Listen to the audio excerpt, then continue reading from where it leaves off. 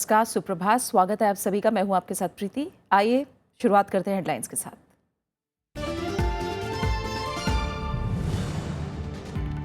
अरुणाचल प्रदेश में राष्ट्रपति शासन पर केंद्र आज देगा जवाब। राज्यपाल ने कल ही सौंपी रिपोर्ट लीक होने पर कांग्रेस की प्रधानमंत्री से कार्रवाई की मांग।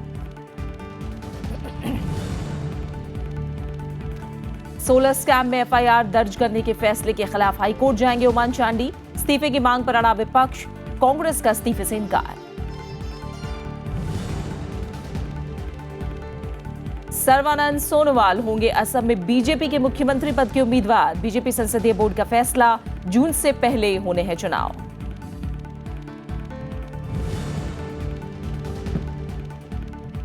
ड्रग्स के प्रसार पर सख्त, सुप्रीम कोर्ट 6 महीने के भीतर जब्त ड्रग्स के विशेष भंडारण सुविधा बनाने का आदेश। कहा, सत्तारूढ़ नेताओं और पुलिस के गठजोड़ से फल फूल रहा है धंधा।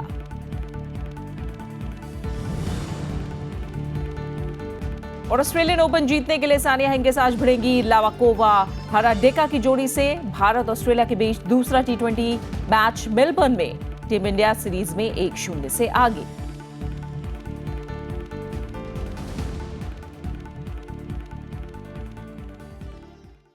केरल के मुख्यमंत्री ओमन चांडी सौर ऊर्जा घोटाले में अपने खिलाफ एफआईआर दर्ज करने को हाईकोर्ट में चुनौती देंगे। केरल की एक सतर्कता अदालत ने चांडी और राज्य के ऊर्जा मंत्री आर्यदन मोहम्मद के खिलाफ एफआईआर दर्ज करने के आदेश देने के बाद उनकी मुश्किलें बढ़ गई हैं। सीपीएम और बीजेपी ने मुख्यमंत्री का इस्तीफा मांगा है, लेकिन कांग्रेस ने भ्रष्टाचार के आरोप को खारिज किया है। 2.5 साल पुराने सोलर घोटाले को लेकर त्रिशूर कोर्ट ने मुख्यमंत्री ओमन चांडी के खिलाफ एफआईआर के आदेश दे दिए हैं। एसआईटी ने उनसे 14 घंटे तक पूछताछ की थी। चांडी पर सोलर घोटाले में करोड़ों रुपए की रिश्वत का आरोप लगा है। मुख्यमंत्री को रिश्वत देने की बात कहने वाली सरिता नायर ने जस्टिस शिवराजन न्यायिक जांच आयोग के सामने गवाही दी थी। Between CM and me was of 1.90 CR. One at Vijnan Bhavan, Delhi, and second the other one at Trivandrum through his PA Thomas Kuruvilla. ओमन चांडी के खिलाफ एफआईआर की खबर आते ही सीपीएम के नेतृत्व वाले विपक्षी एलडीएफ ने राज्य में कई जगह प्रदर्शन किया और चांडी के इस्तीफे की मांग की। ओमन चांडी ने हालांकि मीडिया में संक्षिप्त वक्तव्य जारी करके इस्तीफे से साफ इनकार किया है। उन्होंने इसे शराब माफियाओं का षड्यंत्र भी करार दिया। Chief minister and the electricity minister should immediately resign in the background of the Thrissur Vigilance Court decision. लेकिन इस घटनाक्रम के बाद बीजेपी ने कांग्रेस के नेतृत्व वाली यूडीएफ सरकार को निशाने पर लिया है। बीजेपी ने जहां कांग्रेस पर भ्रष्टाचार में लिप्त होने का आरोप लगाया, तो वहीं कांग्रेस ने किसी प्रकार की गड़बड़ी से साफ इनकार किया है। कांग्रेस के मुख्यमंत्री होते हुए सोनिया गांधी और राहुल गांधी कोई कार्रवाई नहीं करेंगे, मगर कहीं भ्रष्टाचार से लड़ना है तो चांडी और वीरभद्र का दोनों का इस्तीफा ले लेना चाहिए। Commission is examining the matter. We will take recourse to all legal remedies, and having discussed the matter with all leaders of the party, there is no need for Shri Oman Chandi to resign at this stage, and all leaders and coalition partners will be consulted and a full report will be submitted. Solar घोटाला पिछले 2.5 साल से UDF सरकार की छवि खराब कर रहा है। शुरुआत में सरिता नायर और विधु राधाकृष्णन पर कारोबारियों और अनिवासी भारतीयों को धोखा देने का आरोप लगा था, लेकिन सरिता नायर ने दिसंबर में आयोग के समक्ष कहा था कि मुख्यमंत्री को 1 करोड़ 90 लाख रुपए और ऊर्जा मंत्री आर्यदन मोहम्मद को बतौर घूस 40 लाख रुपए दिए गए थे। Bureau report, Rajya Sabha TV.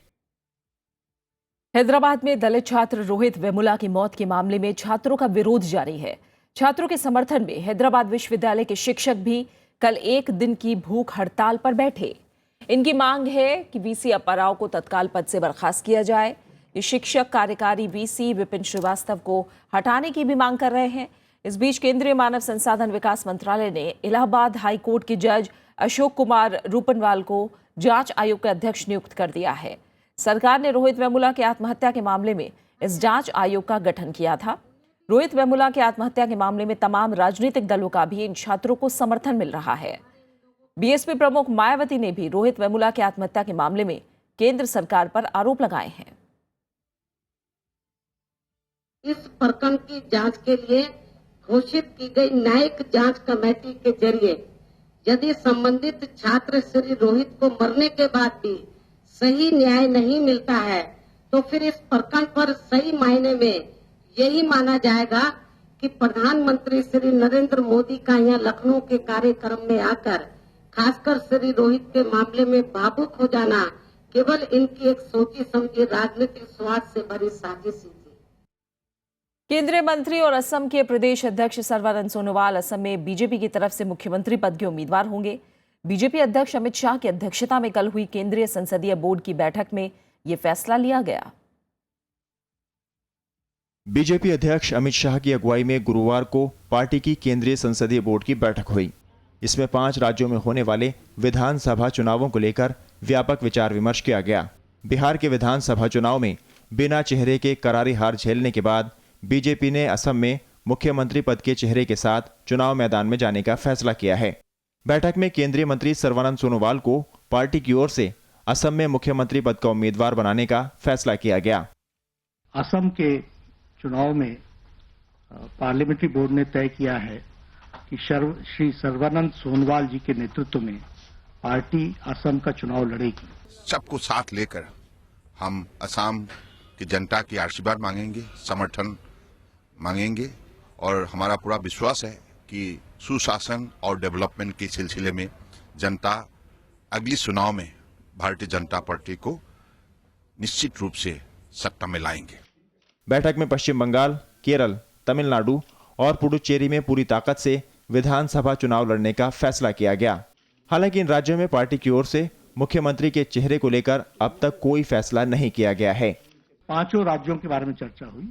अभी निर्णय असम राज्य के बारे में हुआ है। उसके लिए हमारे जो प्रभारी हैं, बाकी लोग हैं, वो उस पर वर्कआउट करेंगे। संसदीय बोर्ड की बैठक में बीजेपी के नवनिर्वाचित अध्यक्ष अमित शाह का अभिनंदन किया गया।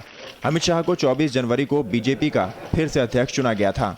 Bureau report, Rajya Sabha TV.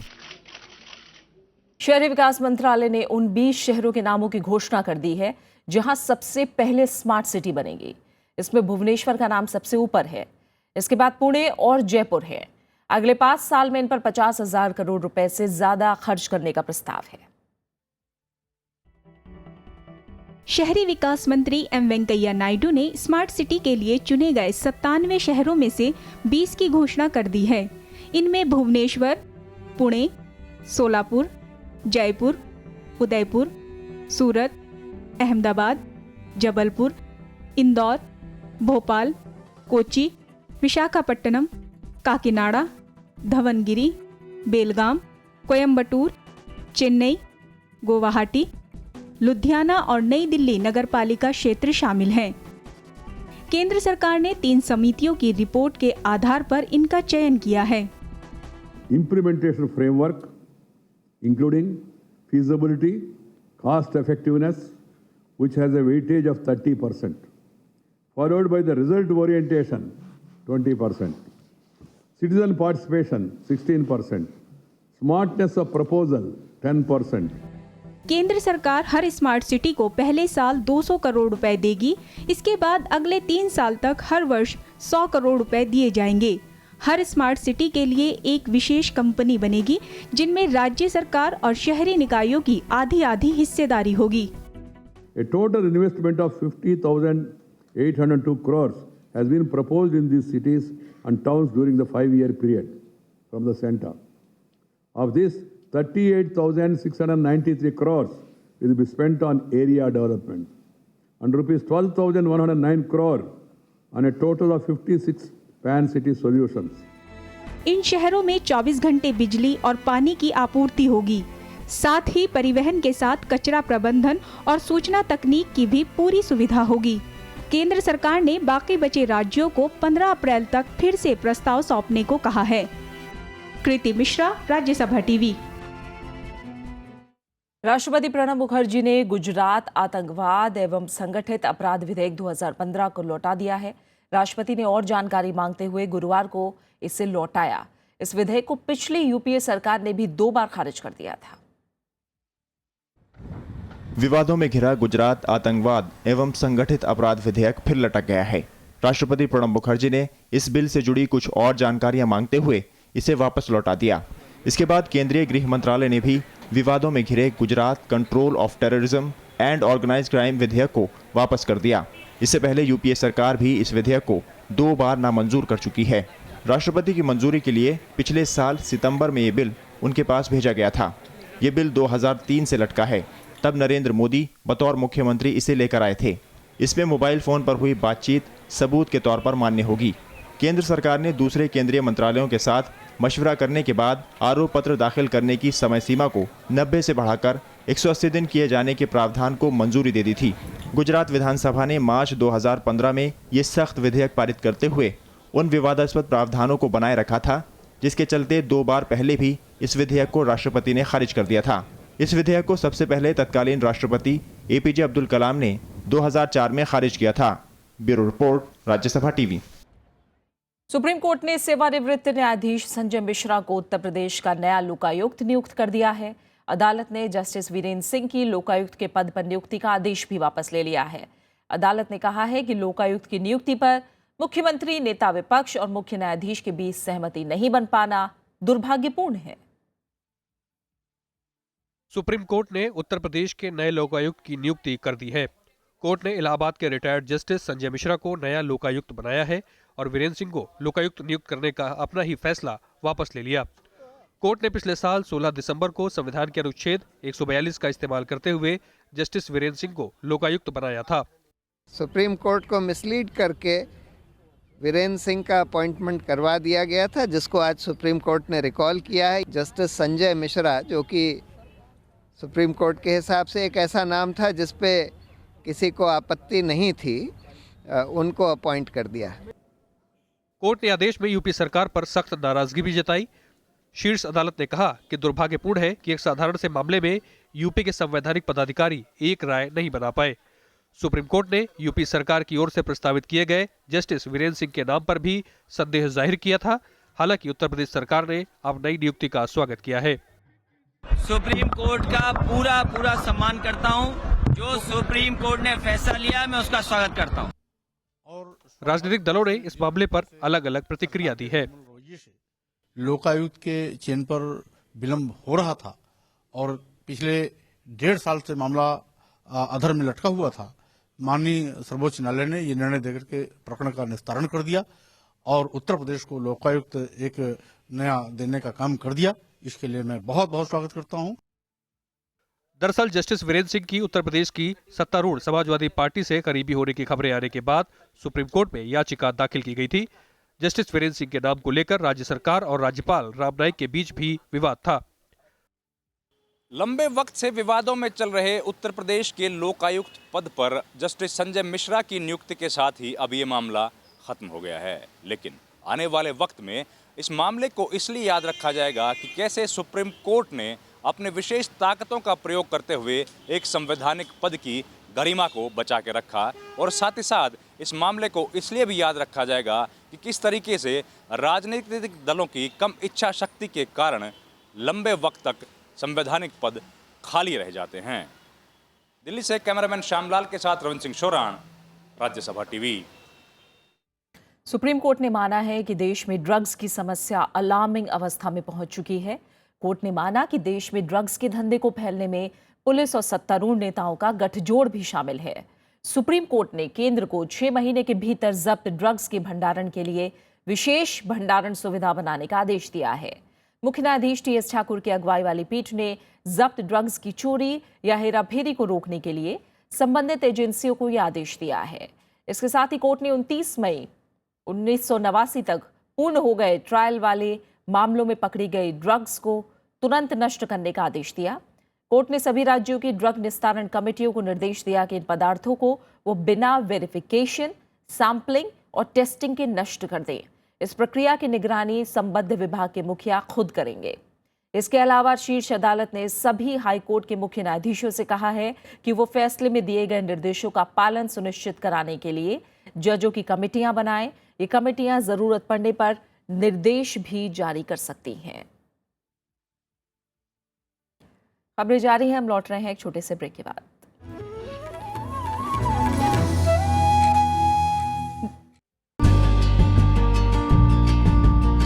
कलम के जरिए समाज में घटती घटनाओं को कहने का एक अलग नजरिया। समाज में विसंगति हर जगह है। जितना आप उस विसंगति को समझते हो, आप बहुत अच्छा, अगर परिवार की विसंगति को समझते हो तो आप एक बहुत अच्छा कहानी लिख सकते हो रिलेशंस पर। मिलिए शख्सियत में मशहूर व मारूफ व्यंग्यकार डॉक्टर ज्ञान चतुर्वेदी से शनिवार रात 10:30 बजे और रविवार सुबह 11 बजे सिर्फ राज्यसभा टीवी पर।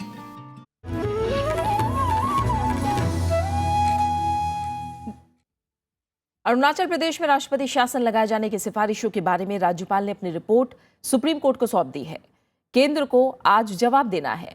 इस बीच पूर्व मुख्यमंत्री नबाम तुकी ने राष्ट्रपति शासन लगाए जाने के खिलाफ कल सुप्रीम कोर्ट में नई याचिका दायर की है। वहीं कांग्रेस ने मीडिया में राज्यपाल की रिपोर्ट लीक होने पर प्रधानमंत्री से कार्रवाई की मांग की है। अरुणाचल प्रदेश में राष्ट्रपति शासन लगाए जाने के मामले में आज केंद्र सरकार को सुप्रीम कोर्ट में जवाब दाखिल करना है। राज्यपाल के वकील सत्यपाल जैन ने कल सुप्रीम कोर्ट में अपनी रिपोर्ट सौंप दी। केंद्र को भेजी रिपोर्ट में राज्यपाल ने अरुणाचल प्रदेश की लगातार बिगड़ती कानून व्यवस्था पर सवाल उठाए हैं। हालांकि उन्होंने फिलहाल रिपोर्ट के बारे में कुछ भी कहने से इनकार किया है। जो भी कानून व्यवस्था के संबंध में जानकारियां राज्यपाल ने केंद्र सरकार को दी थी, वो सारी रिपोर्ट्स और जो भी उन्होंने कम्युनिकेशन भेजी थी वो सारी की सारी सील कवर में हमने उनको दे दी हैं। क्योंकि हमने सील कवर में दी हैं, इसलिए उनके कंटेंट्स के बारे में और कोई जानकारी देना शायद इस समय उचित नहीं होगा। वहीं अरुणाचल प्रदेश के पूर्व मुख्यमंत्री नबाम तुकी ने राष्ट्रपति शासन लगाए जाने के खिलाफ कल सुप्रीम कोर्ट में नई याचिका दायर की। तुकी की याचिका पर कांग्रेस की ओर से दायर याचिका के साथ सोमवार को सुनवाई हो सकती है। इस बीच तुकी ने राज्यपाल की रिपोर्ट के बारे में मीडिया में चल रही खबरों पर कहा कि सारे आरोप बेबुनियाद हैं। They are all baseless allegations. They have to prove it. They have to prove it. Until and unless there is proper proof, they cannot allege like that. ना? वहीं कांग्रेस ने मीडिया में राज्यपाल की रिपोर्ट लीक होने पर सख्त ऐतराज जताया है। पार्टी प्रवक्ता रणदीप सुरजेवाला ने इस मामले में प्रधानमंत्री नरेंद्र मोदी से रिपोर्ट लीक करने वालों के खिलाफ कड़ी कार्रवाई की मांग की है। तो बीजेपी ने कांग्रेस पर इस मामले में राजनीति करने का आरोप लगाया। It is an affront to the constitution bench of the Supreme Court. It is an affront to the constitutional mores, and it is an affront to the basic tenets of federalism and democracy. We demand that Prime Minister Shri Narendra Modi comes forward and gives a comprehensive answer on the leakage of the report. Supreme court ने राष्ट्रपति शासन लगाने को गंभीर मामला बताते हुए राज्यपाल और गृह मंत्रालय से आज तक अपना जवाब देने को कहा है। साथ ही याचिकाकर्ताओं को अपनी याचिका में संशोधन करने की अनुमति भी दी है। केंद्र सरकार की सिफारिशों के बाद राष्ट्रपति प्रणब मुखर्जी ने मंगलवार को अरुणाचल प्रदेश में राष्ट्रपति शासन लगाने को मंजूरी दी थी। Bureau report, Rajya Sabha TV. Delhi में ना तो सफाई हो पा रही है और ना ही पढ़ाई। वजह है बकाये भुगतान को लेकर दिल्ली सरकार और निगम के बीच रस्साकशी। वेतन न मिलने से निगम के 1 लाख से ज्यादा कर्मचारी बुधवार से हड़ताल पर हैं। मुख्यमंत्री अरविंद केजरीवाल ने तीनों निगमों को भंग करने की मांग की है। दिल्ली के उप मुख्यमंत्री मनीष सिसोदिया के दफ्तर के बाहर ये कचरा सफाई कर्मचारियों ने डाला है। 4 महीने से वेतन न मिलने से नाराज कर्मचारियों ने उनके घर के बाहर धरना प्रदर्शन भी किया। एमसीडी के 1 लाख से ज्यादा कर्मचारी बुधवार से हड़ताल पर हैं, जिनमें शिक्षक, डॉक्टर और नर्सें भी शामिल हैं। इनके लिए केवल और केवल दिल्ली के मुख्यमंत्री जिम्मेदार हैं।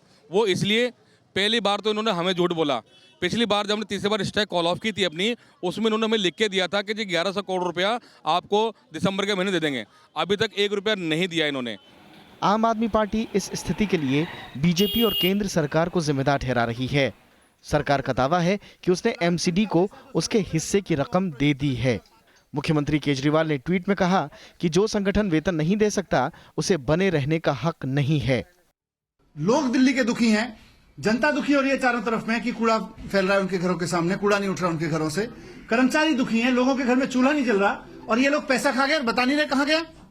हम जांच करने की बात कहते हैं तो जांच करने से मना करते हैं कि जांच नहीं करने देंगे, आपके पास अधिकार नहीं है। हम जांच करने का अधिकार नहीं रखते, सिर्फ पैसा देने का अधिकार रखते हैं। ये कैसा अधिकार है? आम आदमी पार्टी के आरोपों का जवाब देने के लिए बीजेपी दिल्ली के तीनों मेयर के साथ सामने आई। आज भी नॉर्थ एमसीडी का 1200 करोड़ रुपया दिल्ली की केजरीवाल सरकार के ऊपर बकाया है as per third finance commission. और अगर फोर्थ फाइनेंस कमीशन की बात करें तो ये पैसा और बढ़ जाता है। और इसके अलावा वो कभी ये कहते हैं कमिश्नर ने लेटर लिख दिया, मेरे पास 21 तारीख का लेटर है जिसके अंदर बिल्कुल क्लियर लिखा हुआ है कि हमारे को 1200 करोड़ रुपया लगभग दिल्ली सरकार से लेना है। वेतन के अलावा कर्मचारी तीनों निगमों को एक करने की मांग कर रहे हैं। अस्थायी कर्मचारियों को नियमित करने की मांग भी वो लंबे वक्त से उठा रहे हैं। निगम के कर्मचारी इन मांगों को लेकर पिछले 1 साल में कई बार हड़ताल पर जा चुके हैं। दिल्ली में निगम कर्मचारियों की हड़ताल के आज दूसरे दिन भी विरोध प्रदर्शन लगातार जारी है। जहां एक तरफ राजनीतिक दल इस मुद्दे का समाधान ढूंढने की बजाय एक दूसरे के ऊपर आरोप प्रत्यारोप लगा रहे हैं, वहीं दिल्ली की जनता को सारे टैक्स देने के बावजूद इसका खामियाजा भुगतना पड़ रहा है। कैमरामैन अनिर्बाण के साथ विपिन चौहान, दिल्ली, राज्यसभा टीवी। राष्ट्रपति प्रणब मुखर्जी ने माना है कि कांग्रेस से अलग होकर पार्टी बनाने का फैसला गलत था। अपनी किताब द टर्बुलेंट ईयर्स में उन्होंने लिखा है कि जब तत्कालीन प्रधानमंत्री राजीव गांधी की कैबिनेट में उन्हें नहीं लिया गया तो वो उनके निराशा वाले दिन थे। राष्ट्रपति की दूसरी आत्मकथा है जिसका कल दिल्ली में विमोचन किया गया। गुरुवार को उपराष्ट्रपति मोहम्मद हामिद अंसारी ने राष्ट्रपति प्रणब मुखर्जी की आत्मकथा के दूसरे हिस्से द टर्बुलेंट ईयर्स का विमोचन किया। राष्ट्रपति ने स्वीकार किया कि किताब में उनके जीवन से जुड़ी अहम जानकारियां हैं। Thereafter 80 to 96, including the fiasco which I myself created in floating my party, and I have candidly recognized in the book that I should not have ventured this because I was never a mass leader. उपराष्ट्रपति ने कहा कि पुस्तक में संघवाद, राजनीति और सामाजिक परिवर्तन पर अहम बातचीत शामिल है। Observations on the nature of the Indian polity, the nature of Indian union, Indian federalism, which need to be read carefully and read again and again, because these are the problems that we confront on a daily, weekly, monthly, yearly basis. कार्यक्रम में BJP नेता लालकृष्ण आडवाणी, पूर्व CAG Vinod Rai, Congress नेता कर्ण सिंह और पूर्व विदेश मंत्री नटवर सिंह भी मौजूद थे। राज्यसभा सांसद चंदन मित्रा ने पुस्तक का सार पढ़ा और कहा कि इस पुस्तक में राष्ट्रपति ने तत्कालीन प्रधानमंत्री इंदिरा गांधी की हत्या के बाद खुद के प्रधानमंत्री बनने की दौड़ में शामिल होने से इनकार कर अभी तक इस बारे में सारी अफवाहों को शांत करने का प्रयास किया है। अखिलेश सुमन, राज्यसभा टीवी। इस साल मार्च तक 10,000 किलोमीटर नई सड़कों के निर्माण का ठेका दे दिया जाएगा। वित्त मंत्री अरुण जेटली ने कल सड़क परिवहन मंत्री नितिन गडकरी के साथ इसका ऐलान किया। वित्त मंत्री ने बताया कि चालू वित्त वर्ष में 6800 किलोमीटर की हाईवे परियोजना का ठेका दिया जा चुका है। मार्च तक ये आंकड़ा 10,000 किलोमीटर तक पहुंच जाएगा। सड़क परिवहन मंत्री नितिन गडकरी ने कहा कि सरकार का लक्ष्य हर दिन 100 किलोमीटर सड़क निर्माण है। गडकरी ने सड़क निर्माण के लिए 70,000 करोड़ रुपए की मदद भी मांगी। उपराष्ट्रपति मोहम्मद हामिद अंसारी ने कल अपने निवास पर देश के अलग अलग राज्यों से आए कलाकारों से मुलाकात की। इस मौके पर कश्मीर से लेकर कन्याकुमारी तक के कलाकारों ने अपने अपने राज्यों की संस्कृति की झलक पेश की। इस कार्यक्रम में असम का बिहू, त्रिपुरा का गोरिया और तमिलनाडु के तोंडा के अलावा कश्मीरी लड़कियों का राफ नृत्य खास आकर्षण का केंद्र रहा। इनकी झांकियां गणतंत्र दिवस परेड में भी थी।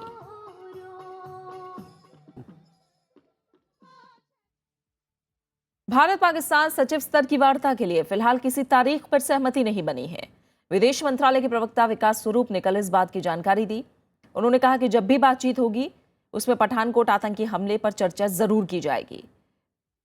वार्ता पर उन्होंने कहा कि संभावना हमेशा बनी रहती है। पठानकोट आतंकी मामले में उन्होंने कहा कि भारत की तरफ से कार्रवाई के लायक सबूत पेश किए जाने के बाद दोनों देश एक दूसरे से निरंतर संपर्क बनाए हुए हैं।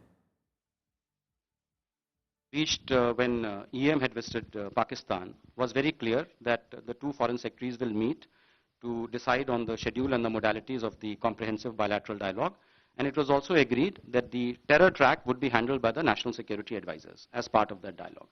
However, after that, as you know, Pathankot has intervened, so I do expect that as and when the foreign secretary level talks are scheduled, foreign secretary will certainly take up the issue of the Pathankot terrorist attack. अब बात खेल की दुनिया की।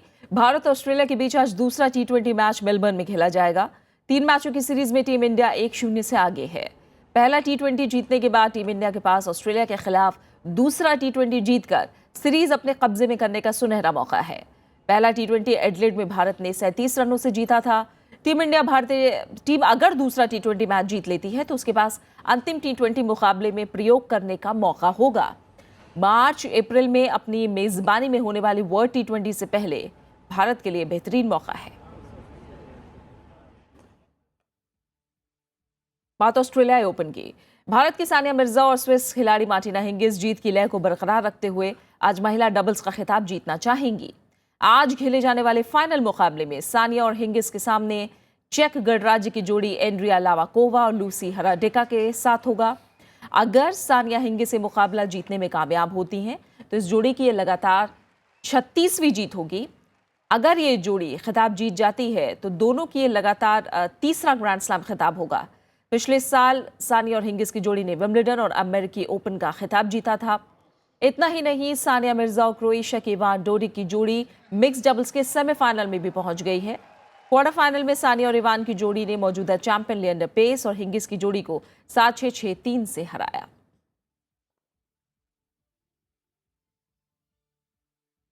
वहीं Serbia के Novak जोकोविच ने ऑस्ट्रेलियन ओपन के पुरुष शिकल के फाइनल में जगह बना ली है। जोकोविच ने सेमीफाइनल में स्विट्जरलैंड के रॉजर फेडरर को 4 सेट के मैच में 6-1, 6-2, 3-6 और 6-3 से मात दी। पहले 2 सेटों में जोकोविच का खेल शानदार रहा। उन्होंने फेडरर को कोई मौका नहीं दिया। हालांकि तीसरा सेट फेडरर जीतने में कामयाब रहे, लेकिन चौथा सेट में जोकोविच ने जीत दर्ज करके फेडरर का सफर खत्म कर दिया। बात महिला सिंगल्स की करें तो फाइनल के लिए लाइनअप अब तय हो गया है। अमेरिकी खिलाड़ी सेरेना विलियम्स महिला एकल के फाइनल में पहुंच गई हैं। सेमीफाइनल में सेरेना ने पोलैंड की रद्वांस्का को सीधे सेटों में 6-0, 6-4 से मात दी। अब सेरेना की नजर 22वें ग्रैंड स्लैम खिताब जीतकर स्टेफी ग्राफ के रिकॉर्ड तक पहुंचने पर है। अब तक 21 ग्रैंड स्लैम जीत चुकी सेरेना एक और ग्रैंड स्लैम जीतने पर स्टेफी ग्राफ के 22 ग्रैंड स्लैम के रिकॉर्ड की बराबरी कर लेंगी। फाइनल जीतने पर 34 साल की सेरेना का यह 7वां ऑस्ट्रेलियन ओपन खिताब होगा। और फाइनल में सेरेना के सामने जर्मनी की एंजेलिक कर्बर की चुनौती होगी। कर्बर ने सेमीफाइनल में ब्रिटेन की योहाना कोंटा को 7-5, 6-2 से हराकर फाइनल में जगह बनाई है। कर्बर ने पहली बार किसी ग्रैंड स्लैम के फाइनल तक का सफर तय किया है। सेरेना और कर्बर के बीच फाइनल मुकाबला कल खेला जाएगा।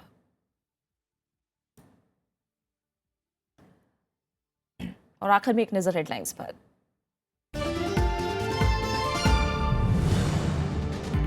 अरुणाचल प्रदेश में राष्ट्रपति शासन पर केंद्र आज देगा जवाब। राज्यपाल ने कल ही सौंपी रिपोर्ट लीक होने पर कांग्रेस की प्रधानमंत्री से कार्रवाई की मांग।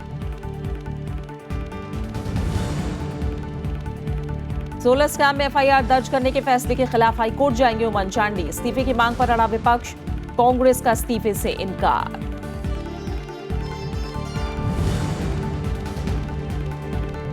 सर्बानंद सोनोवाल होंगे असम में बीजेपी के मुख्यमंत्री पद के उम्मीदवार। बीजेपी संसदीय बोर्ड का फैसला, जून से पहले होना है चुनाव।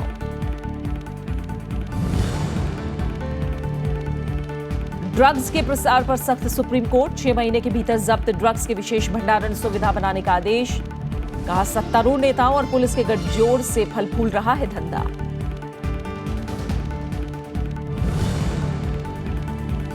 और ऑस्ट्रेलियन ओपन जीतने के लिए सानिया हिंगिस आज भिड़ेंगी लावाकोवा हराडेका की जोड़ी से। भारत ऑस्ट्रेलिया के बीच दूसरा T20 मैच मेलबर्न में, टीम इंडिया सीरीज में 1-0 से आगे।